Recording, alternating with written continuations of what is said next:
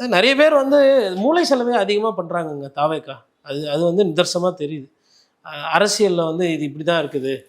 அதிமுக வந்து காலி, திமுக வந்து காலி, நாங்கள் தான் அப்படின்ற மாதிரி தேர்தல் முடிவு வந்தோன்னா அவங்க உண்மை கசக்கும். உண்மை தெரியும். ஏன்னா நான் எனக்கு வந்து தாவேக்கா சென்னையை தாண்டி நிறைய இடத்துல அவங்களுக்கு வந்து தேவைப்படுற அளவுக்கு வாக்கு வங்கியோ வசீகரமோ இல்லை உட்கட்டமைப்போ இல்லை.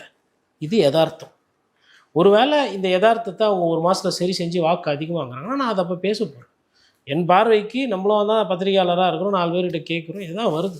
இன்னொன்று இந்த மாதிரி ஊரில் போயிட்டு இப்போ அந்த வீட்டில் இந்த 4 பேரை போய் கூப்பிட்டு வந்தாங்க இல்லையா ஸ்டேஷனில் தேனியில், அவங்க திமுக அதிமுகலாம் பார்க்க மாட்டாங்க.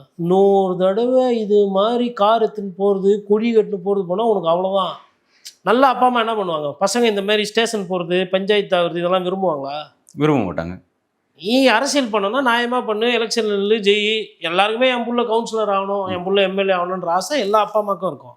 ஆனால் இந்த மாதிரி போயிட்டு தேவையில்லாமல் வழி சண்டை பண்ணின்னு கொழுப்பு எடுத்துன்னு போய் பண்ணால் ஊர்லலாம் பெரியவங்கலாம் அதெல்லாம் ஏற்றுக்க மாட்டேன். சென்னையில் ஒன்றும் கிடையாது, கேட்குறதுக்கு ஆள் கிடையாது. பிள்ளைங்க மாதிரி இப்படி இப்படி போவீங்க, பைக்கில் தொங்கின்னு போவீங்க, பஸ்ஸில் தொங்கின்னு போவீங்க, ட்ரெயினில் தங்கின்னு போய் கூட்ட நெரிசல் கேட்குறதுக்கு இல்லை. ஊர்லலாம் அப்படி கிடையாது. 4 வாட்டி பார்க்குவோங்க ஊரில் இருக்கிறவங்க. இங்கே வா கூப்பிட்டு அவங்க அப்பாவுக்கு ஃபோனை போடு, நோ பையன் ஏடா கூடமாக வரான், நீயே கண்டிக்கிறியா இல்லை நாங்கள் கண்டிக்கிட்டுமா, ஊரில் வேறு மாதிரி போய்டுன்னுவாங்க. இது கோயம்புத்தூரில் உண்டு, தேனியில் உண்டு, மதுரையில் உண்டு, திண்டுக்கல்லில் உண்டு, ஒட்டன்சத்திரத்தில் உண்டு, ராமநாதபுரத்தில் உண்டு, திருச்சியில் உண்டு, புதுக்கோட்டையில் உண்டு.